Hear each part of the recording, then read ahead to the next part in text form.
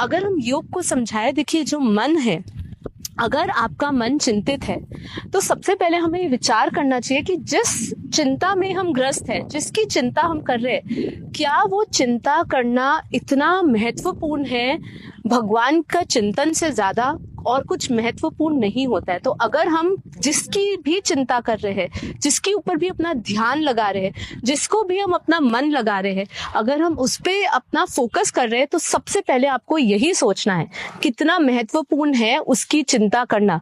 क्या परमात्मा से वो श्रेष्ठ विषय है जिस पे मैं अपना चिंतन लगाऊं? तो सबसे पहले इसके बारे में सोचिए, क्योंकि ये जो यात्रा है आत्मा की, ये केवल और केवल हमें परमात्मा को प्राप्त करने के लिए हमें जीवन मिला है।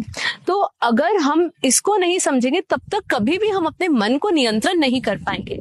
मन तो एक बेलगाम घोड़े की तरह भागता रहेगा और इसको कभी भी किसी भी ध्यान के द्वारा आप इसको कंट्रोल, क्रिया योग सीखे, कर्म योग सीखे, कुछ भी सीख लीजिए, लेकिन ये कभी भी आपका परमानेंट मन स्थायी नहीं रहेगा। आज आपकी मन की अवस्था अच्छी है, आज मैं अच्छे वायुमंडल में हूँ, अच्छे लोगों के साथ हूँ, सत्संग कर रही हूँ, अच्छी किताबें पढ़ रही हूँ, तो मेरा जो ध्यान है, जो मेरा मन है वो पॉजिटिव सोचेगा, मन पवित्र और शुद्ध संकल्पों से भरा रहेगा। लेकिन यदि मैं नेगेटिव वायुमंडल में हूँ, मेरे आसपास नेगेटिव एनर्जी है, बहुत मटीरियलिस्टिक वायुमंडल है, तो मेरा विचार उसी क्षण बदल जाएगा। तो ये सब विचारों का खेल है। हमें ध्यान में, योग में सबसे पहले हमें सीखना है कि हम अपने विचारों को किस तरीके से एक अच्छी शुद्ध डायरेक्शन की तरफ लेकर जाए। जब हम अपने विचारों को सही डायरेक्शन दे देते हैं तो मन ऑटोमेटिकली उस विचारों की ओर चल पड़ता है। देखिए, इसलिए क्या कहा है, जब आपका चित्त किसी चीज में बंध जाए ना, उसको बोलते हैं धारणा।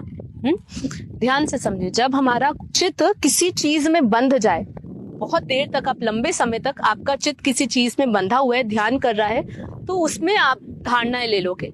अब वही धारणाओं पे जब आपका सारी सततः उस पे ही प्रवाह होने लगती है, आपकी सारी ऊर्जा उसी धारणाओं पे चलने लगती है, तब आप धीरे धीरे ध्यान में चले जाते हो।